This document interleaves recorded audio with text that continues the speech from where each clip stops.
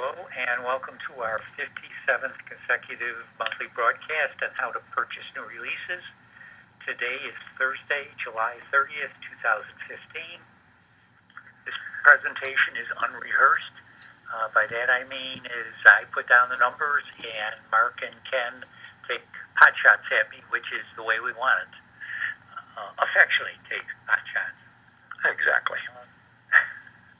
A macro look at September 2015, and the average month is 900 million. September is 1.2 billion or 1,200 million. It's above average month, but I'd only buy a little over budget and save the money for October, November, December. And the reason is there are 5 maximum buy titles, and so if a title has $350 million in box, I'd still probably be a maximum buy if it was 150 million. So in a sense, there's a wasted 200 million. If that makes sense to you, that's my logic. Okay, I put out a tip sheet. Throughout this presentation, we'll be talking about the last column, which is a store that buys $60,000 a year or $5,000 a month. We picked this one volume, but obviously you can use whatever volume is appropriate to you. These are shelf talkers we recommend that you use. It highlights the movies that you have a 28-day window protection from Netflix and Redbox. And we're going to jump into the first title. This is Mad Max. It is the third one, even though they're very unrelated because the first one came out in 1980, a lifetime ago. To me, this is a maximum buy, 29 to 39, very high scores, very good genre, maximum buy. Mark? Yeah, and just a note, this month rolls out, it's a 5-week month, big week, small week, big week, small week, big week. I mean, and small weeks are really small, so keep that in mind when you're budgeting out and maybe you want to hold some stuff over. Mad Max Fury Road, very entertaining, pretty much nonstop gore fest. Lots of very cool cars and trucks and some really awesome guns and cannons and a lot of half-naked women. So you know what? This is perfect. Huge $150 million budget, $367 million worldwide. Unless you're an RD independent video store, max out in Mad Max. Ken? Yeah, you have to max this out. I mean, this is going to be a really hot movie. I've heard nothing but raves from customers who've seen it. And it's everything you expect from a Mad Max movie. Second movie, I'll See You in My Dreams. The box office is 7.1 million. This is an art house film, but it keeps going. This thing could get close to 8, 9, 10 million even. People like it. It's a romance for older people. My recommended buy is 7 to 10. Mark? Yeah, if I'm not mistaken, we spoke about this last month. I think it was pushed back to September from August, and it's still on its theatrical run, like you point out. But I'll say again, it's for the geriatric crowd, and by that I mean over 55 crowd. It was good. Didn't love it. I liked it a lot. One shelf at the most, in my opinion, though. Ken? Yeah, I think a shelf is what you need here. So that'd be 7 in my case, and I think it'll do well. And I have to say, my demographic is getting more and more older. So that's interesting. That's very interesting. Bigger percentage of the population in the store than it used to be. We have independent product that we recommend. They're called Hidden Gems, so you'll see the symbol occasionally. These are titles that dealers think will make them money. The first one is Boulevard, a very small box office. It is supposed to be Robin Williams' last dramatic film. I've seen people resurrect other footage, but I believe this is his last film, but I can't guarantee it. Not a good video subject, but because it's Robin Williams, you have to have this. I mean, everyone will be curious. A lot of people will be curious. Mark? Yeah, I agree. You push the cast and you push the fact that it's Robin Williams' last lead role, not the storyline. Very well acted, limited appeal drama. It is a must pick up because of Robin Williams. One copy, maybe for some people, maybe push to 2 to 3 if you have it. I think you're absolutely right. You got to have this because of Robin Williams, and you know what kind of audience you have. If it's 1 copy or 2 copies or 3 copies, that's sort of the range you're in. The Bloodlands. This is a horror. There's very little horror this month. Poltergeist is at the end of the month, so we need horror titles. I think this is a good sleeve. This is an often told couple goes into the woods and meet bad guys horror story. Mark? Yeah, I do think it's a good sleeve. I agree. It's an R-rated British horror piece, but like you said, there's very little horror this month, and you got those horror customers. If you're looking at online, it's called White Settlers. Mixed consumer reviews, but it's always nice to have a new horror movie and catchy box art. So I will add this to the new release wall for sure. Yeah, I think you can bring this in. It is catchy box art, and I think it'll work, particularly if there's a lack of horror films for the month. The D-Train. This is a Paramount picture. You're going to see several Paramount pictures that they had high hopes for and didn't make it. And this is the first one. But this is a nice little video title because of Jack Black. Mark? Absolutely. A lot of titles for the first week of a limited title month. But consumer reviews were pretty positive. 22% of the IMDb users gave this a 10. And, this is a Jack Black vehicle. He's right on the cover. So, what? Depending on what you want to do, you could do a full shelf if you want to, get daring, or, at least a couple of copies. Ken? Well, you certainly need to bring it in, but I love that box art. I mean, that's going to rent this thing. I think you could do a shelf and be pretty successful with it. I don't see a problem with that at all. Glenn Campbell, I'll Be Me documentary. A very moving story about he has Alzheimer's, decides to go on a road for a week or two, and it just gets extended and extended and extended. And the artists that are on this documentary is incredible. I've listed 4, but I could have listed 20 more name artists. Everyone wanted to be part of this documentary. Mark? Well, I don't mean to sound insensitive, but I don't care how good the reviews are. Documentary with this subject matter, I just pick up one copy. Ken? Yeah, certainly you need a copy to have it in. I don't know how well it's actually going to do. Curiosity is really going to be what drives it here. So you know what kind of audience your store has. If any of those names seem like they're going to pull customers, then maybe you take it to 2 copies. I think a lot of people are going to say Glenn who? Yeah. Okay, Good Kill. This is a Paramount film. Again, low box office, didn't find an audience, but it's an interesting subject. It's got a nice sleeve. It's Ethan Hawke. Probably should buy a couple. Mark? Yeah, great looking box art, a really good cast. And it is an interesting take on war.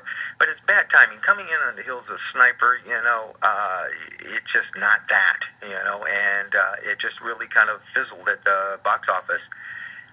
It's cerebral. That's what everything I read. It's very cerebral, not that much action. So, a couple of copies. You could stretch it to a shelf depending, again, what you're trying to do in your store. But it's not Sniper or anything like it. Ken?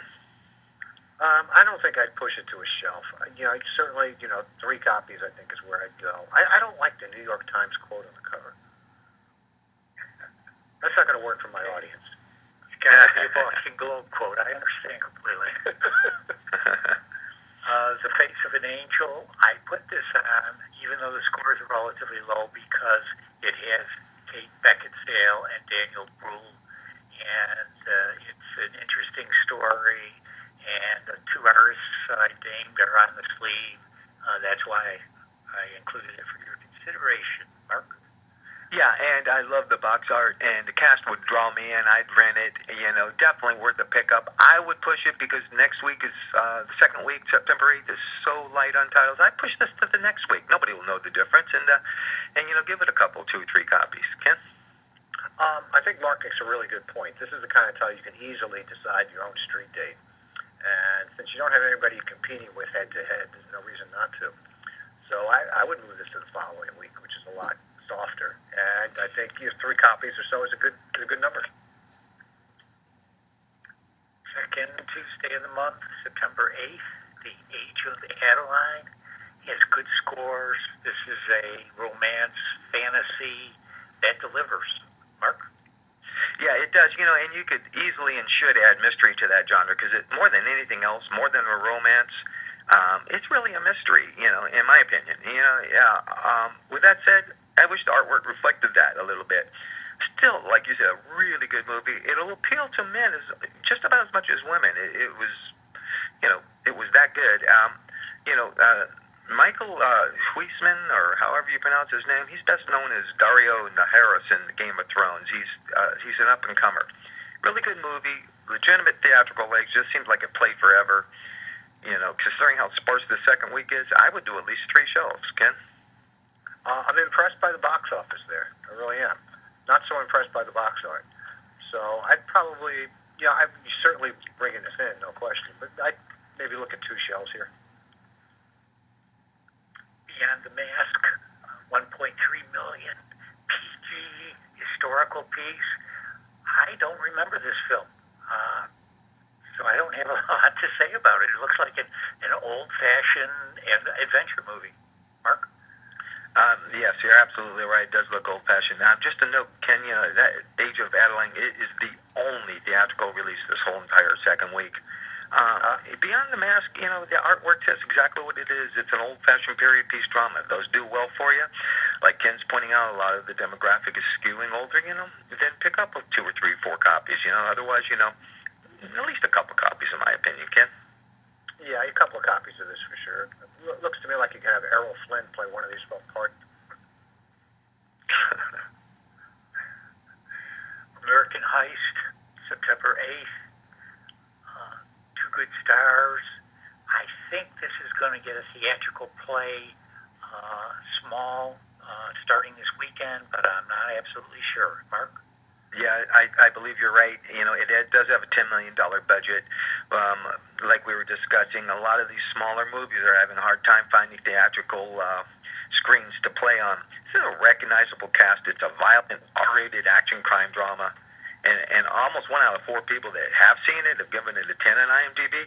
You know what? You got to give the men something, and this is the first title that I would say skews towards the male. So I would give them, because this is it for this week, I would give them a shelf for this. Ken? I'm not sure I'd go as much as a shelf, but I would certainly think you could get away with 4 copies here and do fine. It is, it is decent box art, and it just says action. Like you say, that's what guys want. Moving on to the third Tuesday of the month, Furious 7. This did the most box office than the other 6 by far. This is a maximum buy. It's a no-brainer, 28-day window. Mark? Yeah, just think of how many cars it took to wreck or blow up to reach that $190 million budget, Oh, my goodness. But everybody loves a good car chase and a good story to go along with it, and that's what this is, $1.5 billion worldwide box office. I mean, 5 years ago, nobody was even thinking that was possible. The one exception to that was Titanic. Obviously, it maxed out with your revenue share with Volvo Rent-Track, and if, hit that high end of the number if you're buying it yourself, with that 28-day window, max is written all over this. Ken? Yeah, I have to agree. You have to max this out. It's a tremendous box office. It's an outstanding cast, and the series has such a following. Go back and check the last one, see how you did. I'm sure you did great with it. Cinderella, a Heartland Truly Moving Picture Award winner. This is live action, not cartoon. My parallel title would be Maleficent, and I think this is a maximum buy too. Mark? I see that $200 million box office, I see that name Disney attached, and I see that strong IMDb number. You know what? I still would not max out on this. Personally, I'd hold it to 3 shelves the most and have some backup under the counter if you need them, but I don't think you need a max buy in this one. Ken? Yeah, I'm kind of not a max buyer here either. But I'll go the low end of what Bob's got there, 29, and I think that'll be plenty. There's something about it that I don't want to grab that box and put it in my DVD player. So true, isn't it? Yeah. Okay. Monkey Kingdom, my recommended buy is only 1 to 3. This has a Disney nature heading to it, and they've done a few of these, so you should know exactly how many you should buy for your store. I assume some people buy this, so this is a successful title, but I don't think it's a big rental. I don't know. Mark? Yeah, I kind of agree with you. Just keep in fact, we know this is going to be cross-promoted on Disney Cinderella, which is coming out the exact same day. So, people will, have that in their face, so there'll be some people that'll ask for it. And like you said, just look at the other Disney docs, animal docs, and, there's your number. Ken? Yeah, I mean, you need to have this, but I wouldn't bring in much of it. People who really want this have to go out and buy it. Everybody else will be patient and wait till you have it around. Love and Mercy, the story of Brian Wilson. Good cast, good reviews. Paul Dano and Jack Cusack both got very good reviews, recommended by his 9 to 13. Mark?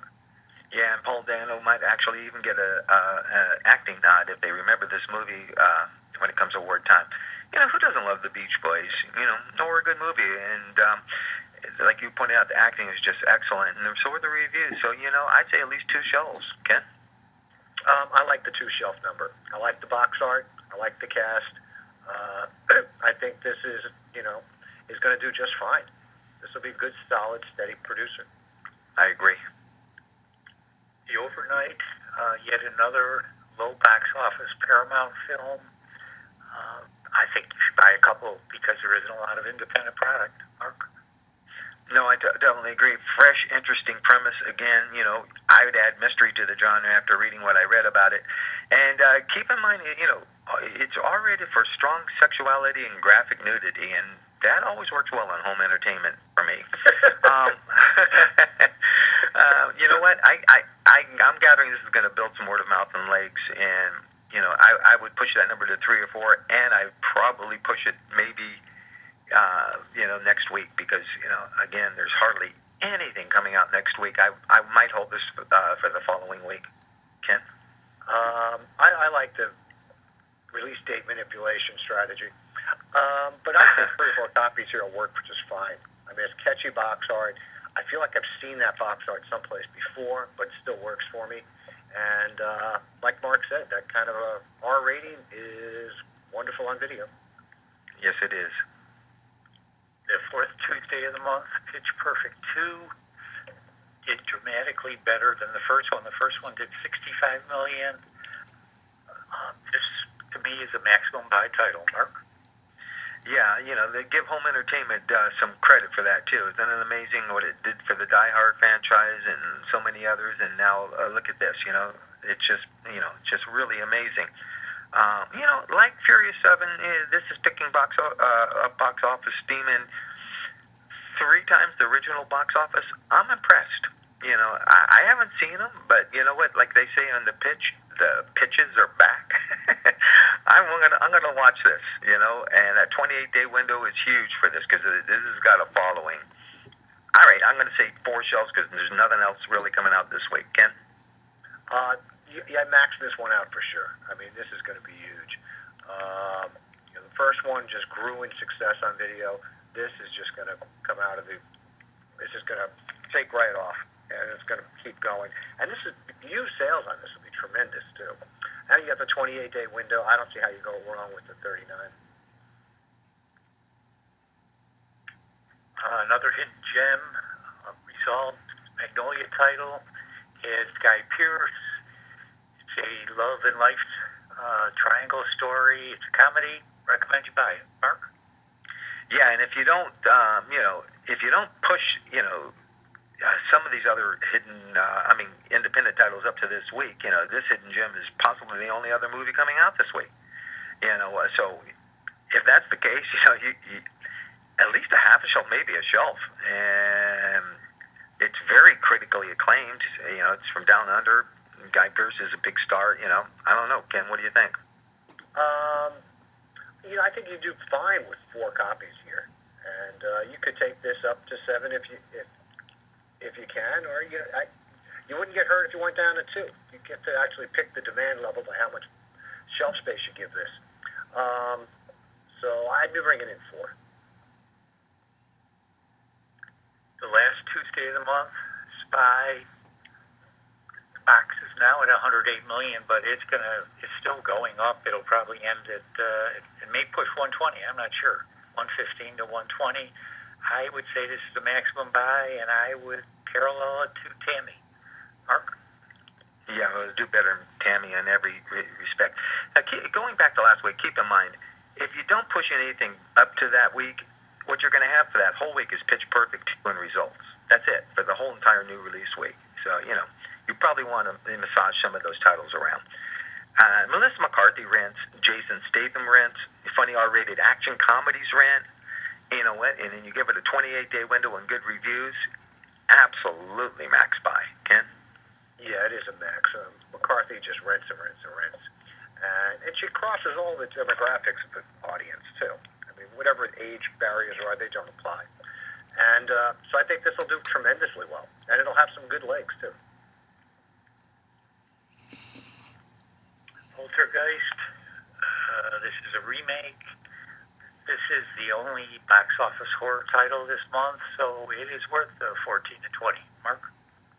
Yeah, I'm not so sure. I care for that box art with the clown's face. That's like that I've seen a million times before in horror movies, but maybe they know it works. It doesn't really work for me. Almost 100 million worldwide box office. It has $62 million budget.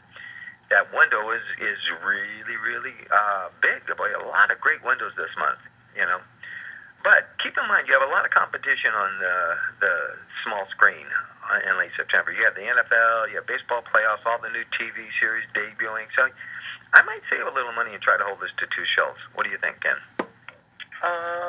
This is another where how much shelf space you give it will determine to some degree how much demand it has. So I think you have to do at least 2 shelves. That would put it at 14, which is the low end of Bob's recommendation. But you could certainly be successful with more than that. I'm not sure I'd go to 3 shelves, which would be 21. But, do 2 shelves, maybe have a few copies extra just sitting under the counter if you need them. Ken, Mark mentioned the NFL, and this was your chance to talk about Tom Brady. I'm going to give you a second. Okay. He did nothing wrong. Time is up. He did nothing wrong. I'm innocent. Entourage. This was an 8-season HBO production.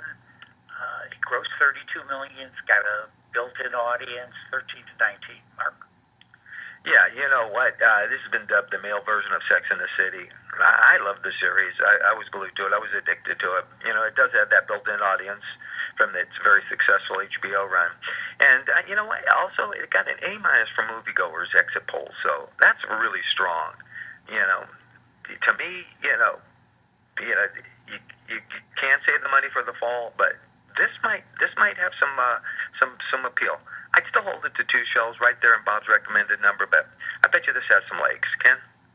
Yeah, I agree with that entirely. This is 2 shelves. I like the box art, and 14 copies I think will actually have some legs for quite a bit. And you got the 28-day window again. Oh, yeah, that's right. Nowitzki, The Perfect Shot. This is a hidden gem.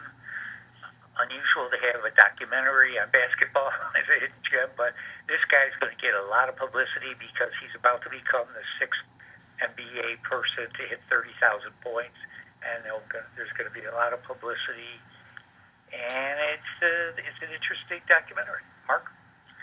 If you live in the Dallas area, I have no idea what kind of a number you'd pick for this. Everywhere else, I suggest 1 copy. It's a really good sports documentary, but it's a sports documentary. Ken? This really comes down to how well you know your customer base. I think you certainly need to bring this in, but to what extent it's going to differ from store to store. If you're in a big basketball area, you're going to have to go heavier. If you're not, the 1 copy will probably do you fine. Return to sender, no box office exposure. Rosamund Pike is right there on the cover. I think you got to have it just because of that, and because that's a nice sleeve, and this is a good genre. Mark? So you're saying Rosamund Pike on the cover because she was so wonderful in Barney's version, or Rosamund Pike on the cover because all that exposure in Gone Girl? Yes. Exactly. Isn't that funny how she's a star now? I like that box art, and I like her. I like that cast, And you know what? I'm going to pick up a few copies of this, guaranteed. And I'll probably watch it too. Ken? I think the box art is really good here. But I'm going to bring in a couple of copies because of Nick Nolte. Okay, last title of the month is Zipper, Patrick Wilson. I put it in because I love the synopsis. Is it a man can't keep it shut? Addicted to sex. Mark? You know what? Who's going to read that storyline and not rent this if you're a man? You know, even a lot of women. I agree with you. Absolute pickup, Ken. Yeah, you got to have this. People are going to rent this. There's no question about it. Okay, assumptions. We don't go over the assumptions anymore. Guys, thanks a lot. See you next month. All right, Take thanks, care, guys. guys.